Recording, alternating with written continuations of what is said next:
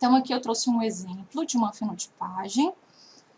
Aqui na direita, A, B, D, a gente caracteriza ali o grupo sanguíneo, que é esse que todo mundo conhece do sistema ABO. Ah, meu grupo sanguíneo é A, eu sou do grupo O, A positivo, A negativo. Então, essa pessoa aqui, ela é do grupo sanguíneo B, o sangue dela reagiu quando a gente colocou em contato com o soro anti-B, a hemácia dela reversa, né, apresentou reação no anti-A1, isso significa lá que no soro dela, né, nós temos esses anticorpos, então essa pessoa foi caracterizada como grupo sanguíneo B. Esse D caracteriza o grupo sanguíneo RH, o D é um dos antígenos do sistema RH, nesse caso essa pessoa foi caracterizada como B positivo, e o fenótipo estendido, ou seja, os outros antígenos, estão descritos ao lado, na esquerda. Então, tudo que tiver em cima é positivo ou espalhado ao longo do gel, está aparecendo um borrão vermelho aí, esse aí também é positivo, e tudo que tiver embaixo é negativo, ou seja, não houve a reação do antígeno com o anticorpo. Então, o fenótipo desse indivíduo aqui é esse que está descrito aqui embaixo, ó, C grande negativo, ou seja, na hemácia dessa pessoa não existe o antígeno C grande. O C pequeno foi positivo, então na hemácia desse indivíduo tem o antígeno C grande. E assim por diante. Então, tudo que foi positivo é porque existe no sangue dessa pessoa e tudo que foi negativo não existe. Quando a gente vai transfundir, a gente tem que levar em consideração essa sopa de letrinhas. Então, se a pessoa não tem um antígeno na hemácia dela, a gente tem que respeitar e tem que dar uma bolsa que também não contenha esse antígeno na hemácia. Ora, se a pessoa aí, por exemplo, é C grande negativo, eu não posso dar uma bolsa que seja C grande positivo, senão vai acontecer a formação do anticorpo. O contrário pode, por exemplo, essa pessoa é grande positivo. Eu posso dar uma bolsa é pequeno negativo? Posso. Ela não apresenta o antígeno na hemácia dela. Tudo que ela for positivo, eu posso dar negativo, porque a hemácia que eu estou ofertando não contém aquele antígeno. Então, não vai acontecer nada, tá? O que não pode é o contrário. Se a pessoa apresenta um fenótipo, né, negativo e a gente der uma bolsa que apresenta aquele antígeno, tá? Lembrem-se disso. Então, aqui, a gente não pode transfundir uma bolsa C grande positivo, porque esse paciente aí apresenta um antígeno C pequeno, aliás, não apresenta, né, na sua hemácia, o fenótipo dele é C grande negativo, é pequeno, é negativo, então não posso dar uma bolsa E pequeno positivo, Kel também negativo, e assim a gente vai caracterizando e buscando a melhor bolsa a ser transfundida. Bom, como que a gente faz o cálculo de prevalência fenotípica? Eu trouxe um exemplo aqui para vocês. Um paciente, ele formou um anticorpo, tá? Ele tem Kel, S e KID-A, ou seja, a sua hemácia não tinha antígeno Kel, não tinha o antígeno S grande e não tinha o antígeno KID-A. Ele tomou uma bolsa de sangue incompatível para esses antígenos, né? Umas bolsas que apresentavam Kel, S grande e KID-A, e formou esses anticorpos. Então, a gente vai pela prevalência. No caso aí, ó, doadores, que são Kel negativo, representam 91% da população. Aqueles que são S grande negativo, 48% da população. KID-A negativo, 23%. Então, a gente faz o cálculo mesmo, multiplicação, pega, né, 91%, vezes 48%, 23%, calcula isso tudo, multiplica, né, e aí a gente chega num valor de 10%. Ou seja, para achar uma bolsa para esse paciente, eu tenho que testar, né, 10 bolsas. E aí, a cada 10 bolsas que eu testar, eu vou achar apenas uma que seja fenótipo negativo igual ao dele. Tá dando para entender, pessoal? Eu sei que é muita informação, é muita coisa nova, mas vocês vão falando aí, vão mandando as perguntas que, na medida do possível, o pessoal vai me passando aqui e eu vou respondendo, tá? Então, como que a gente consegue caracterizar, encontrar as bolsas para esses pacientes? Bom, se a pessoa tem um anticorpo, nesse caso aí são 3 anticorpos, né? A gente tem que testar, então, 30 bolsas para poder encontrar as 3 bolsas que essa pessoa precisa para transfundir. Ficou claro, pessoal? Então, eu preciso estudar os doadores, saber qual é a frequência, né, desses antígenos na minha população, e a partir daí eu vou encontrar as bolsas para os meus pacientes específicos. Isso ficou claro? Eu sei que é difícil, muita gente não está acostumada, não trabalha na área, né, sabe? O que a gente estuda geralmente é só sistema BO, né? Sistema BO e RH, RHD, que é esse A positivo, A negativo, o antígeno D é quem caracteriza aí essa positividade ou essa negatividade que a gente conhece quando perguntam qual é o nosso tipo sanguíneo.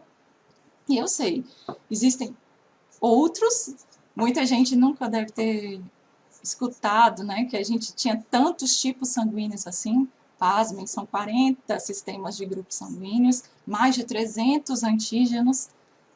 Então, assim, imaginem a dificuldade que é para acontecer uma transfusão, né? Bom, perguntaram aqui que se os doadores e os receptores são tratados para sistemas além, né, do ABO e do RH. Então, para doador, a gente consegue caracterizar esses antígenos, esses outros antígenos, além do ABO e do RH, somente para aqueles doadores que são frequentes. Por quê? É um teste caro e a gente precisa sempre poder contar com esses doadores, né? Esse tipo de sangue fenotipado, em que a gente caracteriza os outros antígenos eritrocitários, eles vão para pacientes específicos.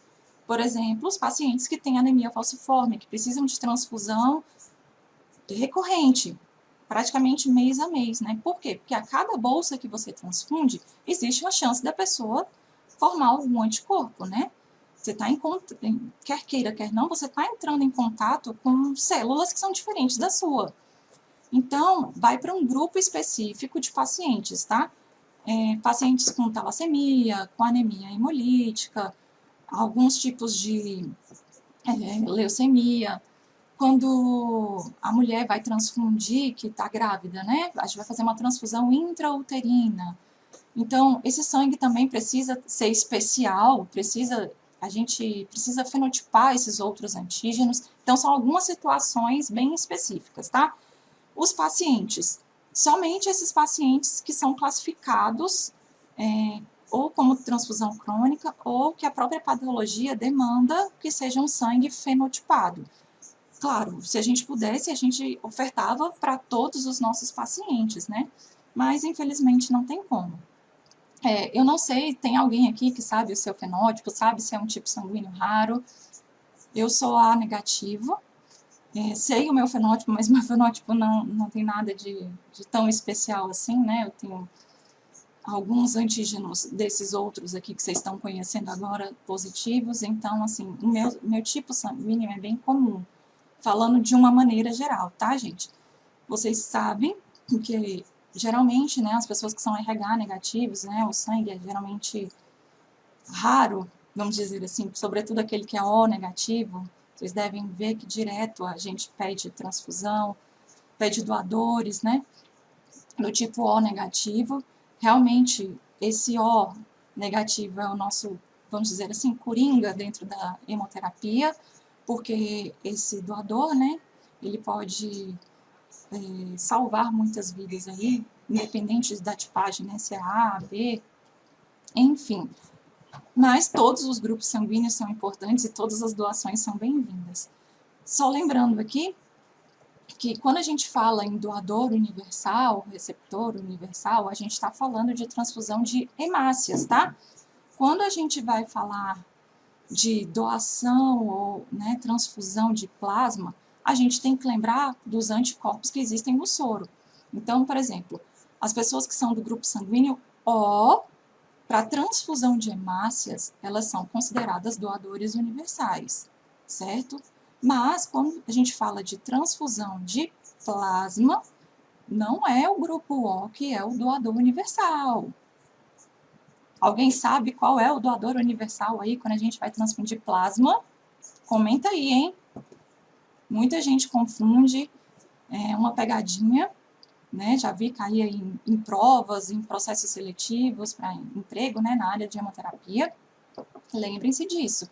No soro a gente está caracterizando o anticorpo e nas hemácias, né, a gente está caracterizando os antígenos, tá? Então, agora que vocês já sabem disso, quando alguém fala assim, ah, o sangue O é doador universal, você fala, epa, eu assisti lá na live do Isaacs, que depende. Você está falando de transfusão de hemácia ou né, transfusão de plasma? Agora vocês já sabem. Geralmente, né, a gente fala de transfusão de hemácia, e por isso a gente sempre fala do grupo O, mas vocês agora sabem aí a diferença.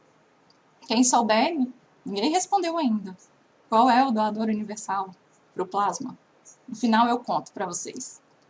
Então, pessoal, é importante caracterizar que a prevalência do antígeno vai depender, né, da raça, da etnia, da população que a gente está analisando. Bom, e o que é, então, um sangue raro? Como a gente caracteriza um sangue raro? Bom, o sangue raro é aquele que tem características específicas, né? Ele é pouco frequente na população, tá em menos de 1% da população, dependendo, né, do tipo de sangue que a gente está falando, dependendo da região, cada um vai ter o seu sangue raro, né? Por isso que a gente precisa estudar a nossa população, precisa estudar os nossos doadores para poder caracterizar o sangue raro.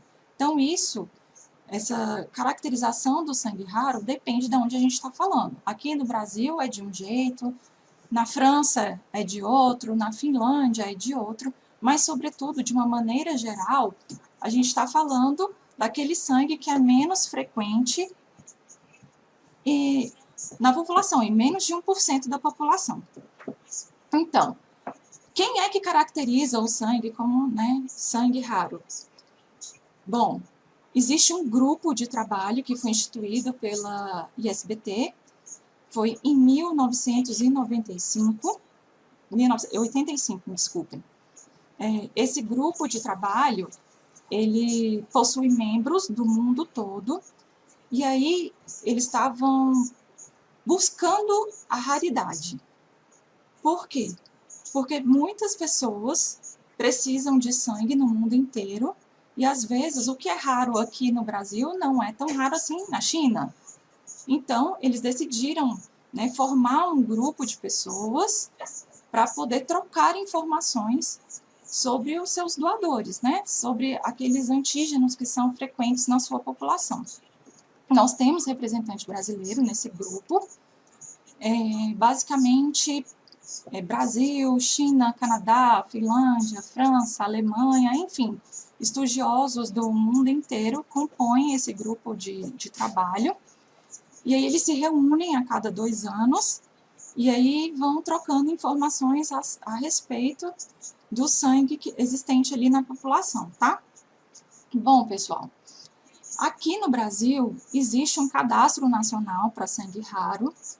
Esse cadastro, ele fica a cargo do Ministério da Saúde. Os hemocentros passam, né, quais são os fenótipos dos seus doadores, e tudo se concentra no Ministério da Saúde. Desta forma, quando a gente tem um paciente que está precisando de uma transfusão e a gente não tem sangue, por exemplo, aqui em Brasília, a gente entra em contato com o Ministério da Saúde, eles entram lá no Cadastro Nacional de Sangue Raro, tá? E aí vem aonde tem um doador que possa atender aquele paciente. Suponhamos que o nosso paciente aqui em Brasília não tem nenhum doador, e aí encontraram um doador lá no Sul. Então, o Ministério da Saúde faz essa ponte, né? Entra em contato com esse doador no Sul, com o banco de sangue no Sul,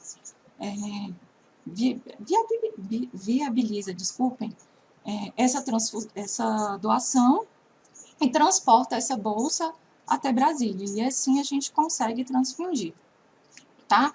Então, a gente tem alguns doadores cadastrados, né, lá no Banco de Sangue Raro, algum pessoal aqui de Brasília. O importante é a gente deixar claro que as pessoas que possuem sangue raro, elas devem ser contactadas, tá, na hora de doar sangue. Por quê? Porque elas têm um tipo sanguíneo muito específico. E aí, às vezes, elas chegam ao banco de sangue, chegam a um hemocentro, seja público ou privado, para fazer aquela doação, e aquele sangue fica ali, né, estocado. Claro, não vai perder. Passa um mês, e aí chega um paciente precisando, e aquela pessoa não vai poder, né, vai estar inapta temporariamente. Então, é importante que as pessoas saibam, que os doadores saibam, que eles tenham consciência disso, que o sangue deles é muito nobre, que ajuda pessoas específicas, e por isso eles devem ser convidados, vamos dizer assim, a doar sangue. Claro, né, gente? Se a pessoa sentir a vontade para ir, ela pode ir quando quiser, mas o ideal é que ela seja convidada a doar sangue, tá? Enviaram uma pergunta aqui, a Marília respondeu que o doador, né, universal é o AB, tá certinho, Marília, acertou. Olha, o professor Diego, coordenador da pós também aqui do Isaacs, boa noite, professor Diego, ele é raro, tá? Ele é CW positivo. Então, temos uma pessoa com sangue raro assistindo a nossa live hoje. Então, pessoal, lembrando lá, o sangue do professor Diego, né, ele é CW positivo, né? A maioria da população é CW negativo, então ele está ali entre aquele 1% que possui, né, aquele sangue, né, possui aquele antígeno expresso na hemácia, tá? O que acontece, pessoal? Para a gente poder caracterizar, então, qualquer grupo sanguíneo, a gente faz a fenotipagem e é através da ausência ou da presença do antígeno ali na membrana. Eu acho que isso aí já ficou claro, né? E aí, vamos para o tema de